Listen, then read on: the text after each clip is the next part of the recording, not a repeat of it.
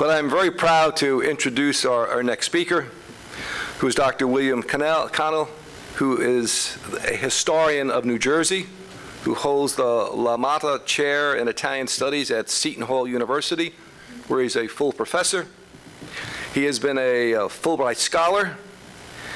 He was also the founding director of the Alberto Italian Studies Institute at Seton Hall University.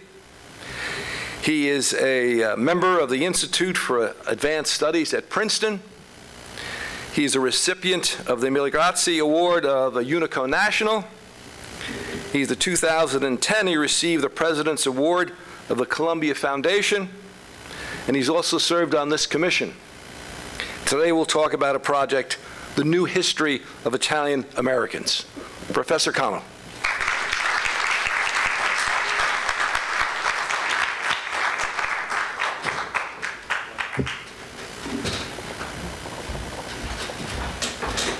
Buongiorno. Thank you so much for this invitation. I'd like to thank especially my old friend Gilda Roro Baldassari and also Pietro Frassica, who's doing a terrific job with the Board of Advisors of the Commission. On the title, The Making of Italians in the Making of America, looking at that, it occurred to me that I could talk for hours about about Italians in the making of this American, going back to the grandmothers of my friends in Yonkers who would give 2 cookies to the little Irlandese who would say a word in Italian.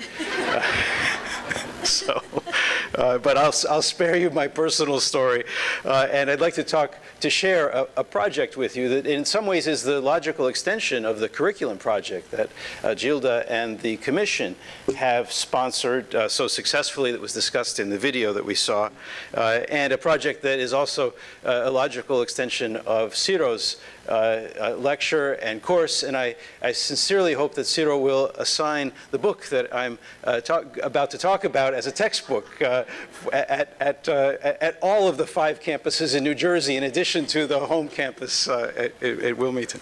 But I'm going to talk about a project to write a new history of Italian Americans. The impetus for this, I should say, came not initially from myself, but from the leaders of the Italian American Service Organization, Unico National. In October, Italian Heritage Month last year, a number of them came to me and expressed pride in Unico has done in the field of higher education in this country. Unico has sponsored a series of distinguished professorships and chairs and Italian studies institutes and libraries around the country. Some pride in that, but also some dissatisfaction, and asked me what could be done about 2 things. The first was that there didn't seem to them to be sufficient unity of purpose among the institutes and chairs and that they had created. And I explained that in a way that's natural. Colleges and universities are all in competition with one another. Just look at what's happening on football fields around this country today, and you can see that, that sometimes it can be difficult to get universities that are all in a race to raise funds and create programs to collaborate with one another. So unity was one thing that they were looking for and wondering what could be done. And the second was that, that they felt that they weren't getting sufficient accurate information about Italian American history to help them with some specific battles that they were fighting concerning Columbus Day. It was Italian Heritage Month last year when this came up. And they noted that, that many of the Italian studies programs have focused on literature or language, and they're very proud of that. But they were wondering, what about history? And as one of the 2 holders of a Unico-sponsored chair who happens to be a historian, I explained that, that universities have a vast number of priorities. I also talked about the importance of interdisciplinary research. And I said that we really can't do Italian history without without having Italian language and literature. But they persisted and wondered what could be done. And so I put on my thinking cap, discussed this with the other historian who holds a UNESCO-sponsored chair, my colleague Stanislaw Pugliese at Hofstra University, and we came up with a proposal that would meet these two requirements of history and unity. And so we proposed to UNESCO that we would bring together the holders of the different chairs, the directors of the institutes in Italian studies around the country, not just those sponsored by UNESCO, but those at many other universities, including this one, to write a new history of Italian Americans from the Renaissance to the 21st century. There really is a need for such a history. The last history of Italian Americans from the Age of Discovery down to the 20th century was a fine book called La Storia, written by two professors, Jerry Mangione and Ben Moreale, nicely written by professors who told a grand story of Italian achievements in this country.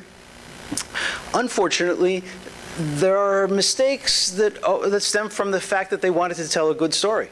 Both of them were English professors rather than historians, and there are even problems of grammar and spelling with the few Italian phrases that they use in the book.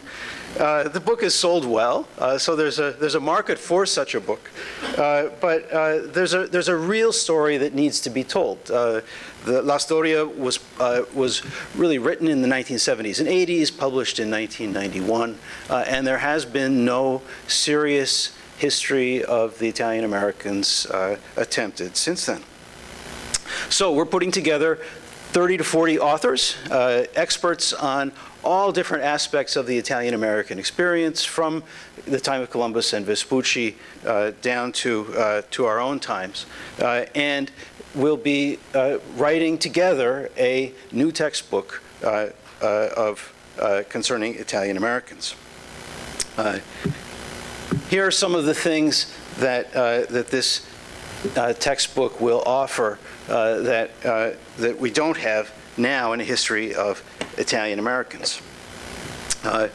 First of all, many of the stories that Italian Americans have learned in a traditional way, for instance about Columbus's voyages, need to be corrected. The Columbus story that we learned at school plays was based on Washington Irving's largely fictional account of Columbus's voyages. 1,200 pages on Columbus, about half of it made up, including the story that people believe that the world is flat, or that Isabella pawned her jewels. These things that are wonderful and part of our folklore really are folklore rather than fact.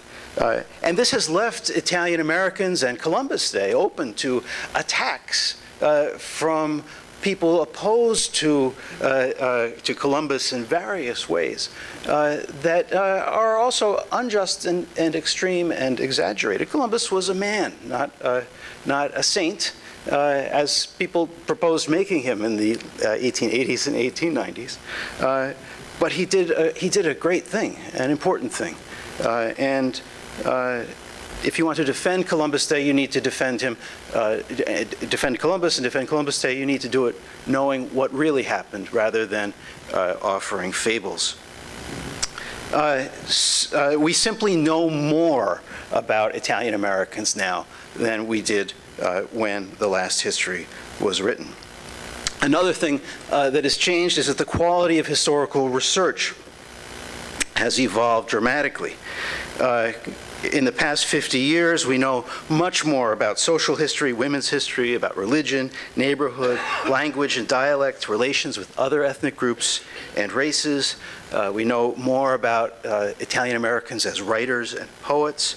We have demographic data. We've got knowledge about Italians in sports and developments involving Italians in sports, in the movies and in popular music. All things that continually evolve and change and need to be updated for the 21st century. These are topics in which historians and their colleagues do terrific work separately but there's been nothing brought together in a single survey covering all of these areas.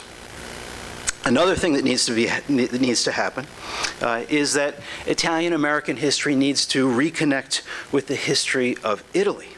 A lot of great work in Italian-American history right now is being done actually by Italians, writing in Italian for an Italian audience.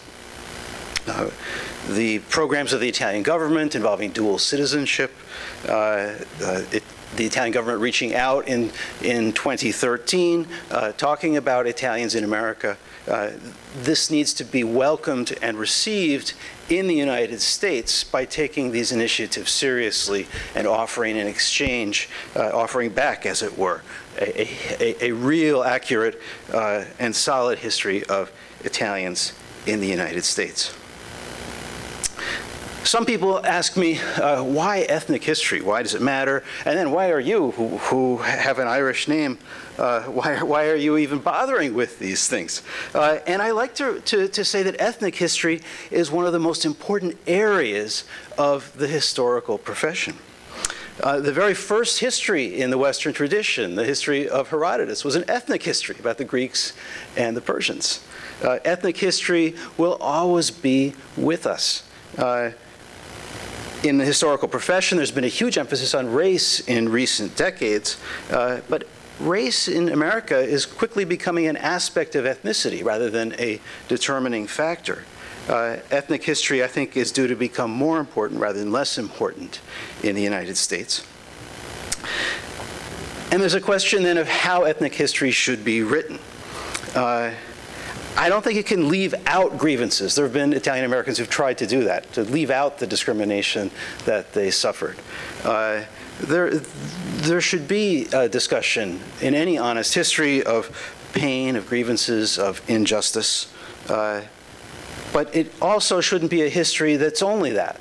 No one wants to read just about the complaints of a particular ethnic group. Instead, ethnic history needs to approach the past in a way that includes humor, that includes compassion, that includes love, that includes a sense of community. And then finally, it's very important for ethnic history to be written not just for the members of its own group, but it needs to involve other groups, both as readers and as authors. If ethnic history is just for that group alone, it will face real problems over the long term. And it also becomes hard to justify, for instance, at a public university, why a history that's just for one group alone should be taught. Following the theme that Ciro brought home so nicely, it's important that all Americans learn from Italian-American history, rather than just Italian-Americans. So let me conclude there. We need to act now if this history is to be preserved for future generations, and I hope I can call on you for your support as we push ahead with this project. Thank you.